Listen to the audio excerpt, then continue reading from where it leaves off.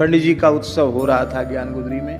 पंडित श्री जगन्नाथ प्रसाद भक्तमाली जी का, पूज्य गुरुदेव भक्तमाली जी वहां पधारे।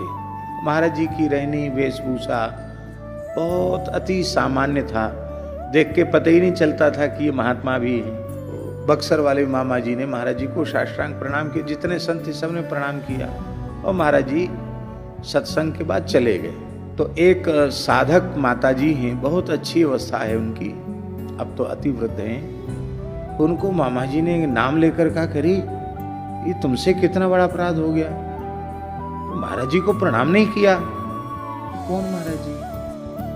ये बूढ़े से जो तो वो है, नाम नहीं जानती उनका।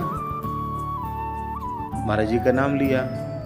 भक्तमाल की जिन्होंने टीका व्याख्या की, 4 खंड दिए, वो यही है वो भक्तमाली जी। हाँ यही है। मैं तो नाम तो सुनती थी लेकिन स्वरूप से तो मैं पहचान नहीं पाई।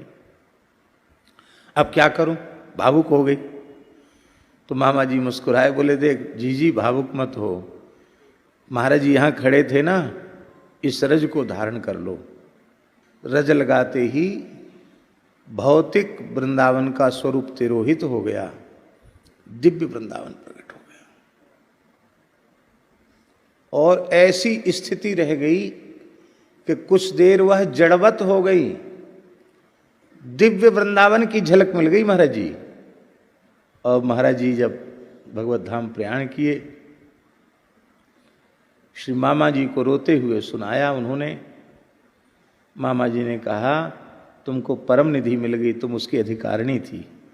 इसका तात्पर्य हमारा ये है कि जो वस्तु अपने साधन से नहीं मिलेगी वह इन संतों की चरण रज के सेवन से मिल जाएगी।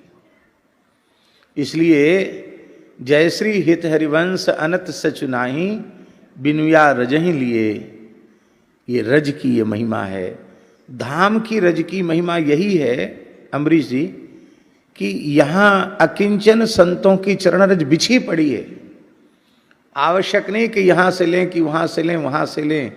अकिंचन रसिकों की, संतों की, जिनका जीवन सर्वस्व प्राण सर्वस्व युगलवर श्यामा श्याम ही हैं, ऐसे रसिक संतों की चरण रज पूरे श्रीधाम वृंदावन में बिछी पड़ी है।